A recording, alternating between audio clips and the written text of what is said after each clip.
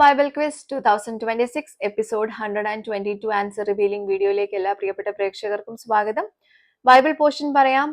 സങ്കീർത്തനങ്ങൾ 7 മുതൽ 10 വരെ, റോമർക്ക് എഴുതിയ ലേഖനം 5-ാം അധ്യായം ആണ് പോർഷൻസ് കേട്ടോ. അപ്പോൾ അതിൽ നിന്നായിരുന്നു ഇന്നലെ ക്വസ്റ്റ്യൻസ് ചോദിച്ചിട്ടുണ്ടായിരുന്നത്. ഇപ്പൊ ആൻസേഴ്സ് റിവീൽ ചെയ്യാണ്. ആദ്യത്തെ ചോദ്യത്തിലേക്ക് പോകുന്നു. ആദ്യത്തെ ക്വസ്റ്റ്യൻ ഇതായിരുന്നു: ദൈവം തന്റെ അവയവം കൊണ്ട് സൃഷ്ടിച്ച സൃഷ്ടി ഏത്? അവയവം എന്ത്? ഇതായിരുന്നു ക്വസ്റ്റ്യൻ. ഉത്തരം ആകാശം, അവയവം വിരൽ. ഓക്കെ, ആകാശം, അതുപോലെ അവയവം വിരൽ. സങ്കീർത്തനം 8:3 നമുക്ക് ഈ ഉത്തരം കാണാൻ പറ്റുന്നത് കേട്ടോ.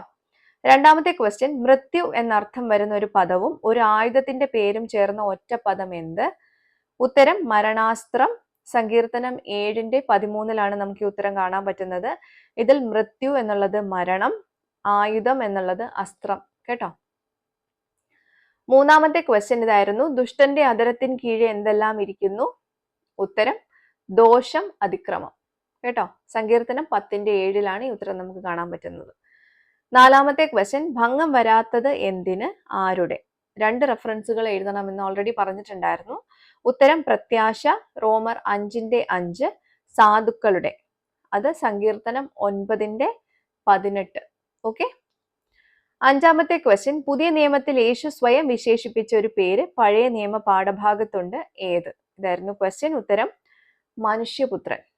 സങ്കീർത്തനം 8:4, മത്തായി 8:20, അതുപോലെ 12:40 കേട്ടോ. മത്തായി 12:40. അപ്പൊ ഇതൊക്കെയായിരുന്നു റെഫറൻസ്. അപ്പോൾ എല്ലാവർക്കും ശരിയായിട്ടുള്ള ഉത്തരം കിട്ടിയിട്ടുണ്ടാവുമെന്ന് കരുതുന്നു. ശരി ഉത്തരം അയച്ചിട്ടുള്ള എല്ലാവർക്കും കൺഗ്രാറ്റുലേഷൻസ്. അടുത്ത പോർഷൻ പറയാം. സങ്കീർത്തനങ്ങൾ 11 മുതൽ 14 വരെ, റോമർ 6-ാം അധ്യായം. ഇതിൽ നിന്നായിരിക്കും ക്വസ്റ്റ്യൻസ് ഉണ്ടാവുക.